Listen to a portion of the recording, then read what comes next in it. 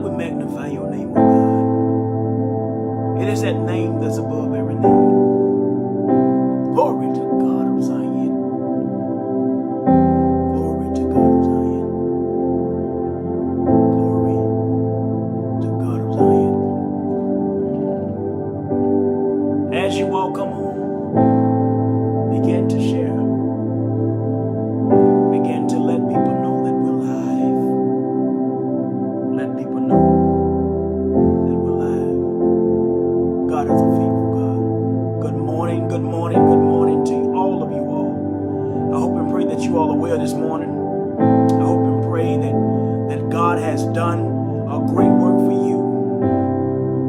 I hope and pray that this is not the only time that you're able to hear of God, that you have your own worship service, your own hour of praise, your own time of getting into the presence of the divine kind. God is a faithful God. He's a real good God. He's a mighty God. He's a powerful God. He's a God of restoration. He's a God of restoring. He's a God of second chances.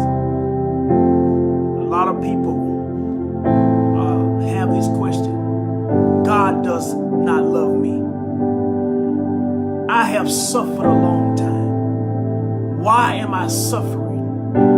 Why do I have to go through the trials and errors I'm going through? Why do my family try to tear me down and I try to lift them up? Why the people that I help won't help me? Why the people that I'm making time for won't make time for me? Why do I have to sit and watch people just try to tear me down after all I've done for them? If you're that person that's asking all these questions, then you're in the right place. You're in the right place today. God is a faithful God. But faith coming by hearing, and hearing by the word of God. I can't hear God unless I'm in his word. I can't please God unless I'm walking in faith. We have to stop trying to get people to understand us when we are walking in our faith. We have to stop trying to get people to understand us when we are spiritual and they're carnal. Somebody that's carnal-minded will not understand the spiritual revelation. Why do we try to get people to understand something spiritual? Glory to God of Zion. Thank you, God. We have to understand this. In this season, in this hour, you're asking yourself, Lord, I've done so much for my sister, but my sister still trying to hurt me. I've done so much for my brother, but my brother still trying to hurt me. I've done so much for all these people that seem like they're trying to hurt me. Well, listen, this is what we have to understand. 23 people lost their life in a storm.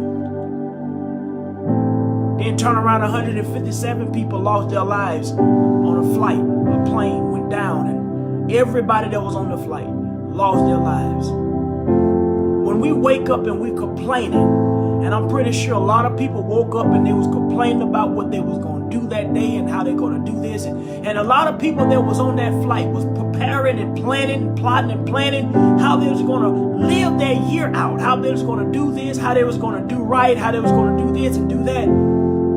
But what if today was your last time to get it right? What was this day here in March? There was your last day to get it right.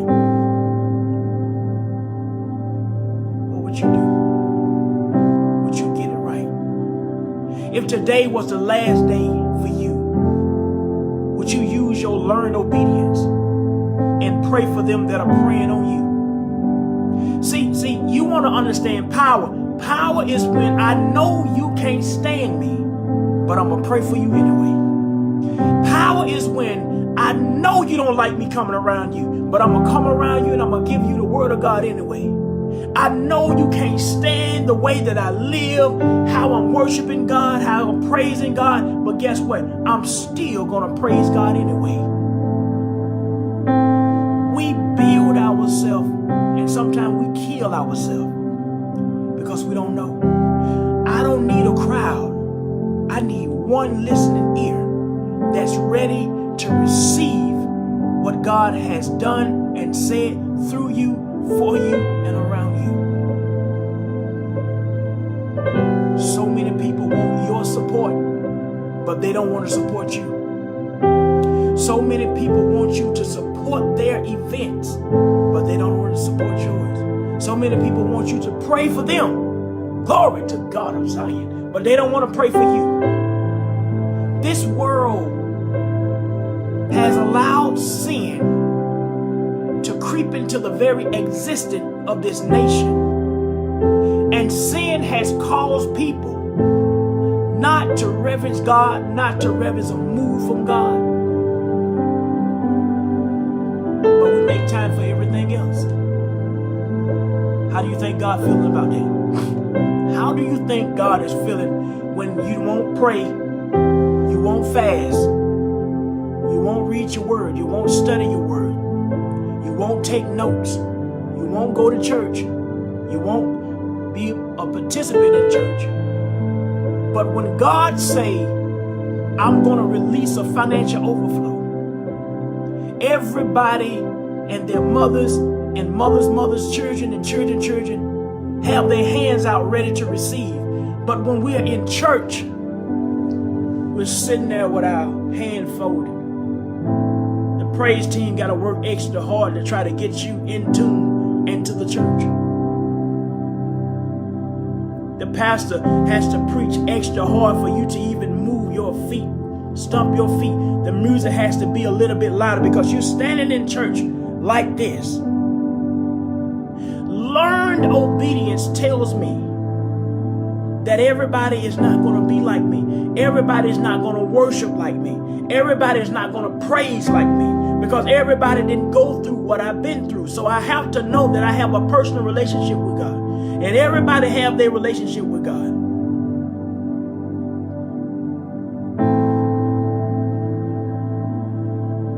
Glory to God. People are so ungrateful. People are so ungrateful nowadays. The children nowadays, they don't respect their parents. And I still have my hand folded because this is how some people go to church and they stand up in church with their hand folded like they don't have nothing to be happy about. I don't care if you just got diagnosed with cancer. I don't care if you just been a part of identity fraud. I don't care if you just lost everything that you have. If you have life, glory to God. If you have life, you should be able to rejoice God right there. Right there in that life, you should be able to rejoice in God in that moment. You should be able to rejoice. But yet and still, we live our life. We act like we don't even know who God is. And we say, Lord, I want to do right. But I just don't see it because I've been done wrong so long. Lord, I want to do the right thing, but God, it seems like the people that are doing wrong, they're winning. Lord, I want to do what you asked me to do. But Lord, how do I go from here? We ask these questions.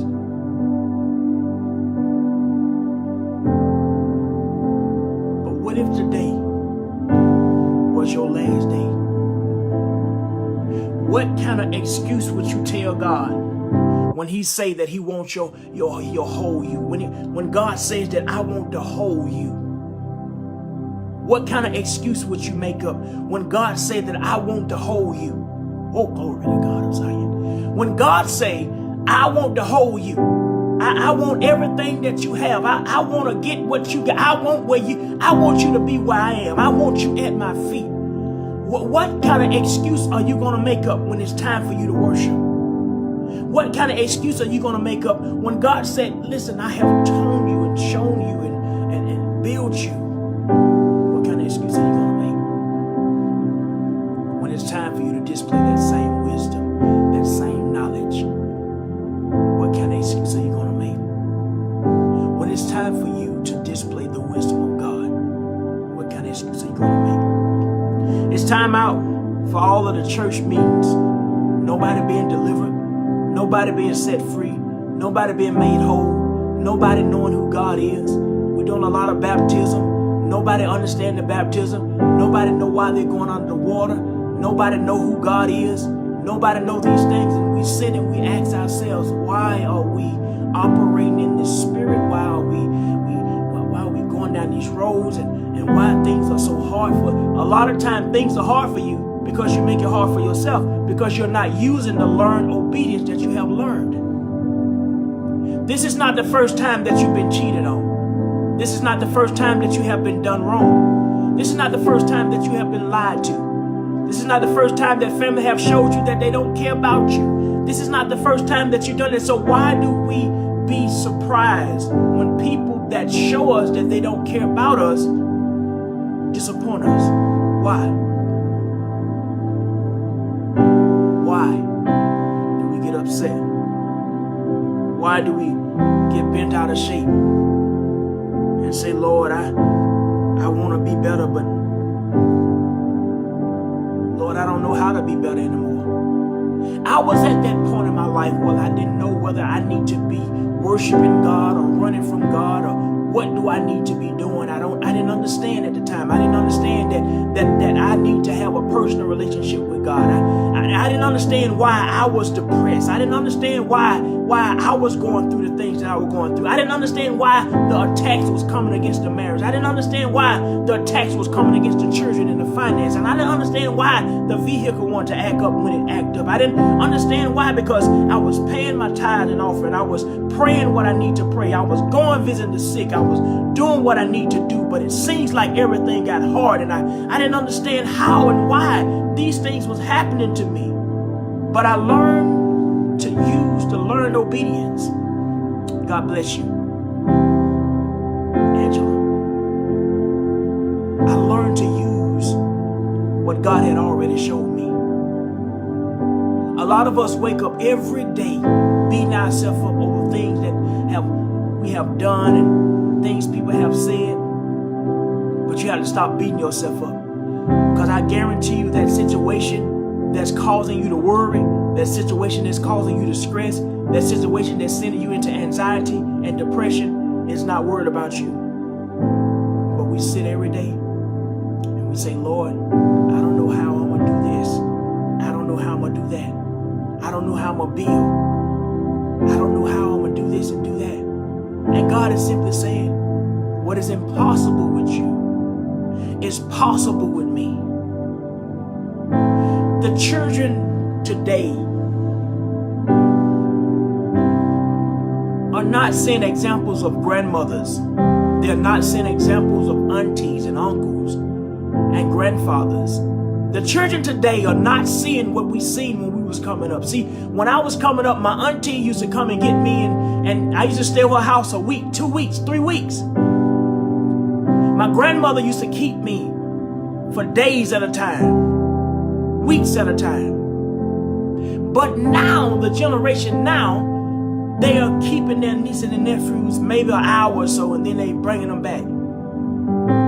We don't have big mamas no more. We don't have that Madea. We don't have that grandmother and grandfather that's going to teach you about history, that's going to teach you about these things, because the young grandparents and the young aunties and the young uncles are so busy trying to get turned up, trying to be lit, that they don't understand that you can't party with your nieces and nephews. You can't sit and do all these things with your nieces and nephews as an uncle and auntie. Can't do these things. That's why the children have no respect for the aunties and uncles, because the aunties and uncles don't have no respect for themselves. And here we are in 2019, and a lot of us are still doing, saying, being the same way we was from 2000 to 2019. 19 years later, we are still on the same page. When are you going to turn the page? When are you going to start writing different passages in this story? When are your prayers going to change? You keep asking God, Lord, bless me with a man. What if God is trying to bless you so that you can be a woman? See, a lot of times you're not what you think you are. When you're asking God for a man, God is telling you that you're not the woman that you think you are. So let me fix you first, and then I can bring him. And that way you won't run him off. Glory to God. I'm sorry. Help me, Holy Ghost. Glory to your name, oh God. to be what I need you to be, daughter. I need you to be what I need you to be, son. So that when I send your rib, so that when I send that rib, you will know that this person is for you and that you all will be able to be one, because you will be able to leave mother and father and cling to your wife, and you all will be able to become one flesh. You won't tell your wife what your mother said. You won't tell your husband what your daddy said. We tell them what mama said and daddy said, but we forget what God said. He said, a man leave his mother and father and cling to his wife, and behold, they become one flesh. We cannot become one flesh if we keep compromising. Foolishness in this world, we can't do it. Love isn't about color. Love is more than that. The scripture text tells us in John 3:16 that for God so loved the world that he gave his only begotten son, that whosoever shall believe shall not perish but have everlasting life.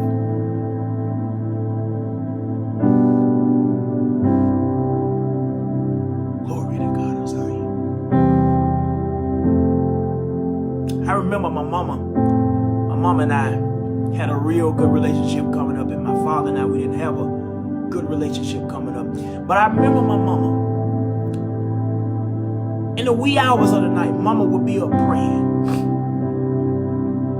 I remember mama be up early in the morning preparing breakfast for my father, and some mornings my dad didn't want to eat, and I would see my mom get in there and she would beat those eggs up and have that batter, making those biscuits and doing all those things, and my daddy would get up and wouldn't even eat.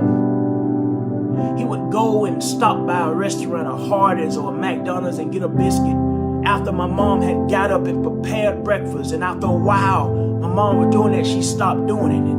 And my dad got upset and got mad when she stopped doing it. But a lot of times you have somebody there that's respectable, that's there for you, that's, glory to God of Zion, that's there for you. And my mama always told me, she said, no matter how people treat you, you don't treat them like they treat you. Always pray for them. She said, even when they're praying on themselves, always pray for them. She said, if you're going to talk about them in prayer before God. I remember so many things in my life, but I remember those crossroads in my life where I didn't know whether I was coming or going. I remember those points in my life when I didn't know and didn't believe that there was a God. I remember those points in my life when I didn't know where my next meal was going to come from. I remember those points in my life where we had to sit in the dark and the power was off and the water was off, and it wasn't that you couldn't work, it just that you wasn't making nothing. You wasn't making nothing on the job. You was clocking in, but the pay wasn't adding up. I remember those times when I see people drive past the house and they would joke and say what happened to their lights and make mockery of the lights being turned off. And I remember these things, and I'm sitting up in the wee hours of the night. I remember these things. I remember asking the Lord, why? Or why do I have to feel this pain? Why do I have to go through what I'm going through? I often ask God, a lot of people don't know what you go through, but they try to tell you how and what you need to do. We have to learn that God is a God that hears. He's a God that builds. There was a point in my life where I wanted to take my own life.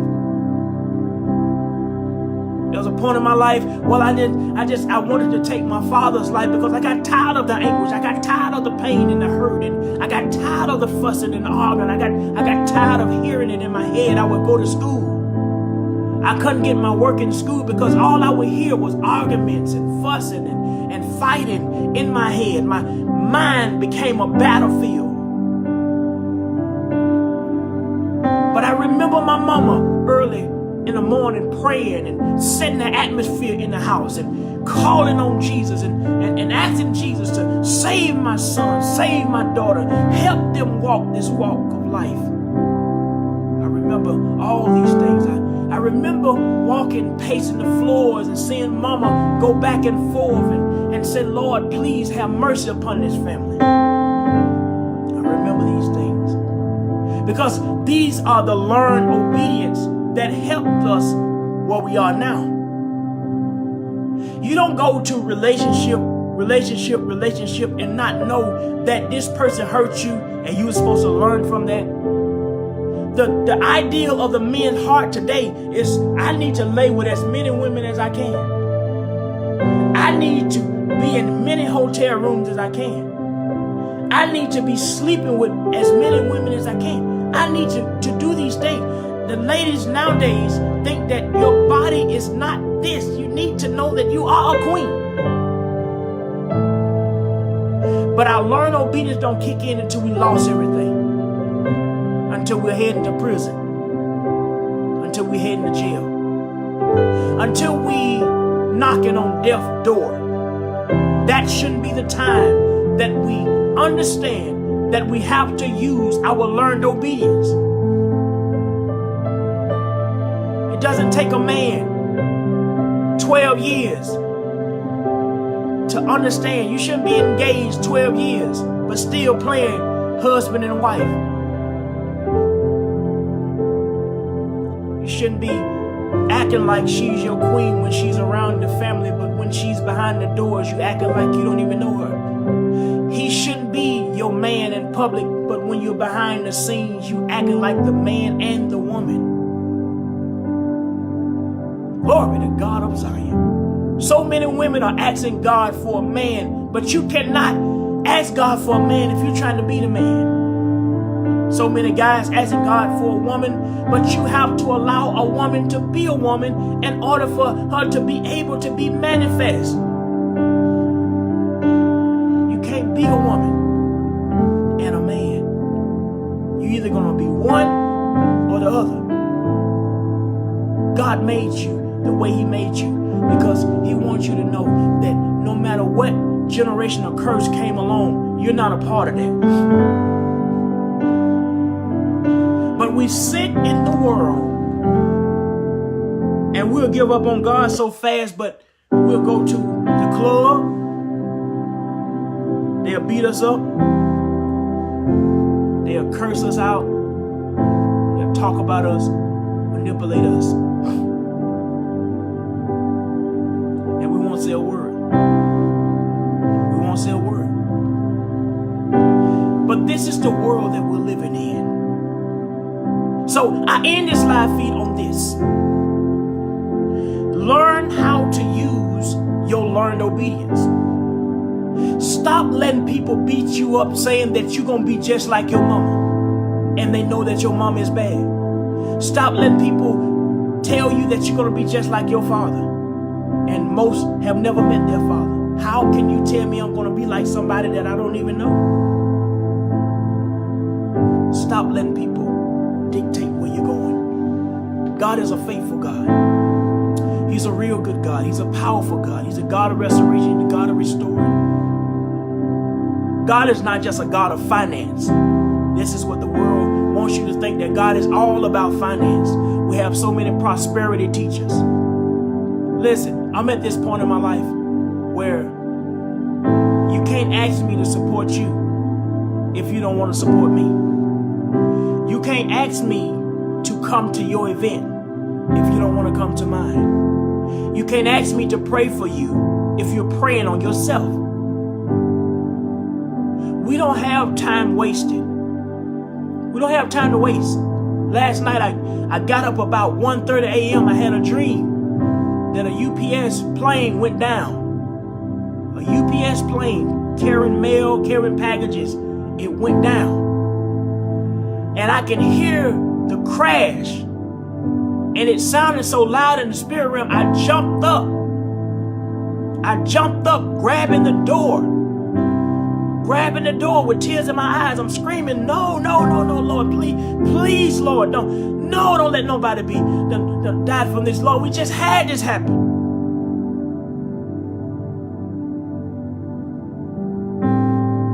It shook me up so bad I went outside at 1:30 in the morning. I'm outside looking up towards heaven like, Lord, what are you trying to tell me, Lord? I need for you to speak to this heart of mine. Speak to this mind of mine, Lord. Let me know what I need to be praying for. Lord, I don't want to waste my prayers. I want to be able to pray and it be effective unto you. Who do I need to be praying for?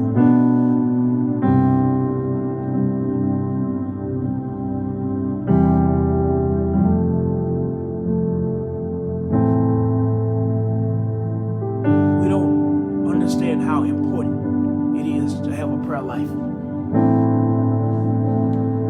So I just want to get on here and let you all know that if we never prayed for America, we need to start praying for America. Because there are some things that are coming to America that Americans is not ready to happen. Those are some tests that are coming to marriages that marriages are not built around. Those are tests that's coming toward finance that you're not going to be able to be endured from these things because they're going to come so rapid. They're going to come so fast. I've seen 3 dreams in one, and just last night, 3 dreams in one. A plane crash. Ladies and men leaving their house with their rings on and going to work and taking their rings off and going to hotels and never making it back to work off their break. Never making it back to work. They was lying to their husbands and wife and saying that they had to go to work, and they didn't have to go to work. They was going to see that other man, that other woman. But they was finding them in the hotel rooms where they had heart attacks. They was finding them where the other man had gotten mad, or the woman got mad and took them out. God is crying out to his people to get it together. In this world, we have women trying to be men. We have women the wives trying to be the husband, and the husband trying to be the wife. In this dream, it woke me up. I jumped up because I said, Lord, how? What do I need to be doing? I don't want to know what other people need to be doing, but Lord, what do I need to be doing now? As of now, Lord, what do I need to be doing in this hour? What do I need to be doing? God don't want us just sitting in the church house on the pews. That's not where the broken people are. Oh, shake all of the bullshit, God. That's not where the people that are dealing with depression is. The people that are dealing with anxiety is. You pass them on your way to church. We had to stop preaching to the saints and start preaching to the sinners. We have to stop preaching to the saints and start preaching to the sinners. The church houses are full. Nobody want to help. Nobody want to lend a hand. And we get upset with God. Lord, how you going to let this happen? When were you praying? Lord, how you going to let this happen to me? Why do you only come to God when you want God to do something for you? God ain't foolish, and God is far from a fool. He know you ain't going to do nothing but use him. He already know these things. But he's a just God. He's a powerful God. He's a God that hears beyond what we see.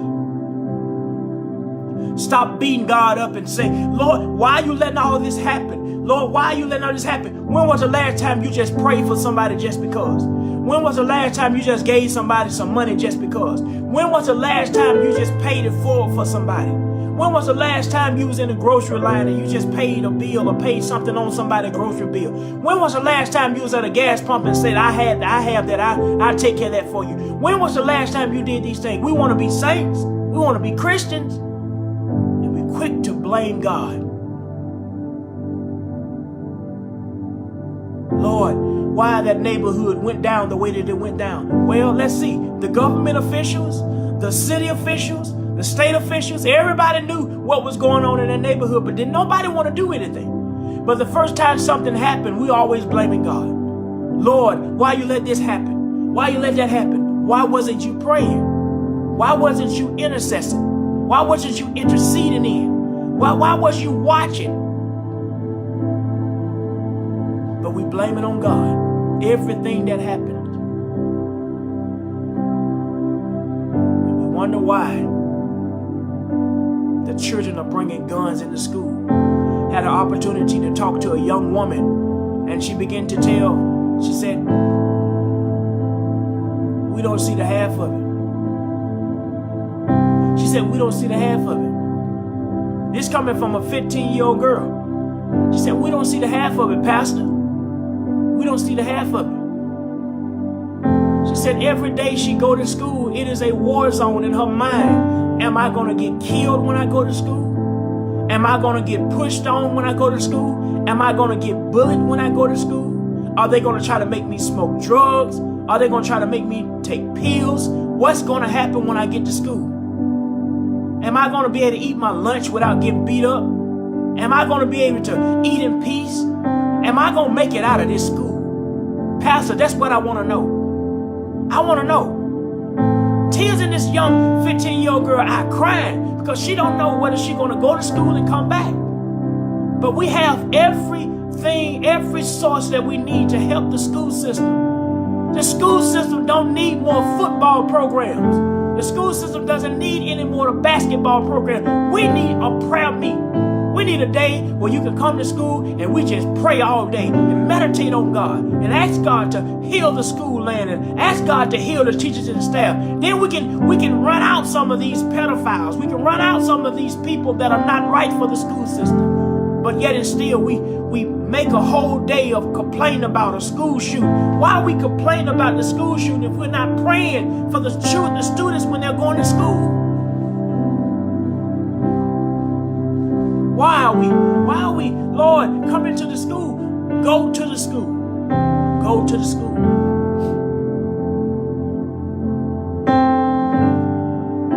When I'm sitting in the laundromat, I was sitting the other day, this morning, and the young kids come in there, and I asked them, what do you think about the public school system? And they said it sucks. They said the public school system sucks. This young man, 16 years old, said he'd rather just be working and just give his education away. Because when you go to school, you got to worry about if you're going to have to fight today. You got to worry about if you're going to see something that you don't need to see today. You got to worry about what do you have to... This is too much for these young children nowadays going to school. But we take our platforms and we talk about prosperity and how to be rich and how to be successful and how to have a big house and how I became rich and how I went viral and how I did this. What about the young people? What about that young girl that's walking to school that have gotten pregnant at 15 years old? That mother is already not in her life. Father is not in her life because her father touches her. What about that young daughter that's going to school that really won't help, but she can't get help because she don't know how to tell people because people may think of her the wrong way? What about that young man that get forced to be into a gang and don't know what to do? What about that young man mother that bought him shoes because he was making good grades but don't understand that his shoes been taken away from him? What about those young people? We're so focused on everything else. The reason it hurt me because we have 4 children. And we're focused on everything else except these things. What about that young man that want to, that young man that want to be a man of God or a minister? People are joking on him. What about that young girl that's being bullied? What about that young girl that's being talked about because her hair don't grow like other girls' hair? What about that young man that was born and raised around all girls and he have a little ways that are not normal to men? And what about that young man that's crying out for help but can't get it? What about these things?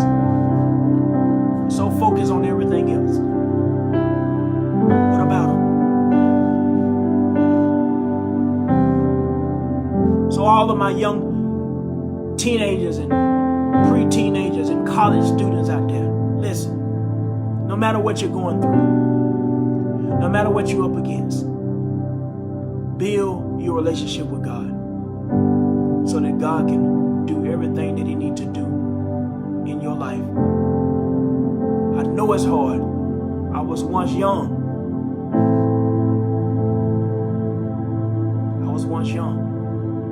I have teenagers myself. I have a 13-year-old and a 14-year-old and a 16-year-old and a 17-year-old. I have 4 teenagers in the house. So I know how it is. And I'm always sitting down talking to my children. And they saying, Dad, you know, and they're in private school. And they deal with stuff too. Just because their dad is a preacher, their mother is a youth minister, doesn't mean that they're not tested. It doesn't mean that. It doesn't mean that I'm a man of God, I'm not tested. Every day is a test for me. Every day. But we sit and we act like we got it all together. We act like we don't have no problems. We act like we don't have no hurt, no pain, and no anguish.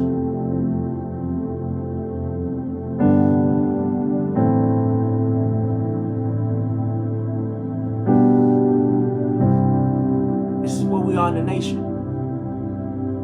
We're raising money for everything else. Why can't we raise money to have a Saturday, if it ain't nothing but one Saturday out of the year, where churches in every city or state can load the school systems, teaching them about baptism, teaching them about the word. We do everything else at the school on Saturdays. Why not give them an invitation to God, to Christ, to come to know Christ? Why not? Listen, God bless each and every one of you all. But we have to start thinking about our youth. They're dealing with some stuff in these school systems. A lot of these teachers are not who you think they are. A lot of these principals are not who you think they are. I've been around the low down and dirty principals. I've been around the low down and dirty teachers that lie on a student in a minute. I've been around these people. Stand up for your child in prayer. Use your learned obedience. Use it. Grow from it. Build from it. As we prepare for the God righteousness tour, we have a day for the youth, just for the youth, set to the side, just for the youth, so they will be able to show their talents and gifts.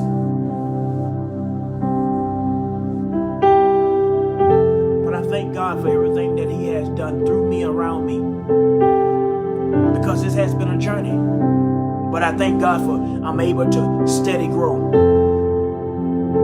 So let your children know today that you love them.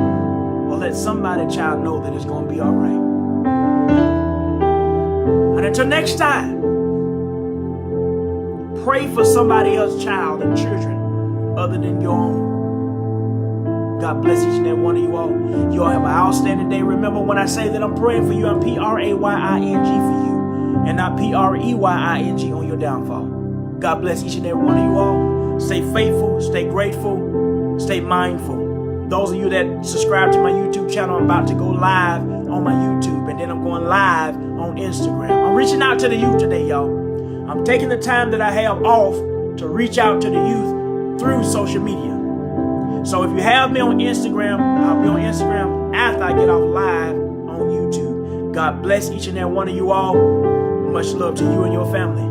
Join me on YouTube. If you have not subscribed to the YouTube channel, type in Master of Choice International Ministry. Subscribe to the channel. Click the little bell so that you can be notified and become a subscriber of the YouTube page. God bless each and every one of you all. Share the broadcast. We're reaching out to the youth today. God bless.